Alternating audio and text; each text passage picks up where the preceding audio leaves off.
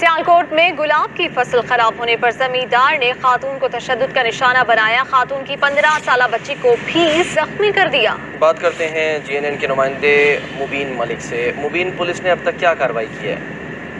देखिए, पुलिस की जानिब से तो अभी फिलहाल जो है वो कोई कार्रवाई अमल में नहीं लाई गई। ये अफसोसनाक वाक़या जो है ये थाना सतरा का इलाका है मुल्लोवाली, यहाँ पर पेश आया था, जहाँ पर जो है वो एक जो बकरियों ने एक गुलाब की फसल जो तबाह की थी, तो उसके ऊपर जो है वो 62 मुलजमान जो है वो तैश में आ गया और एक मेहनत का शाह जो है उसके गार्ड दाखिल हुए और उनकी खवातीन को दबोच कर जो है उनकी आंखों में पहले तो मिर्चें डाली और उसके बाद कुल्हाड़ियों पे वार करके उनके होंठ और जो नाक था उसको जो है वो बिल्कुल अज़ा को जिस्म से अलग कर दिया, काट दिए, जिसके ऊपर जो है वो मुतासरा खानदान जो है उनका कहना है कि 1 घंटे तक हम जो है वो थाना सतरा पुलिस को कॉल करते रहे और उस जमान हमारे ऊपर कुल्हाड़ियों को तशद्दुद करते रहे, लेकिन पुलिस वहां पर नहीं पहुंची। तो जख्मी हालत में जो है वो सिविल अस्पताल डस्का में दोनों। बहुत शुक्रिया आपका अपडेट करने के लिए।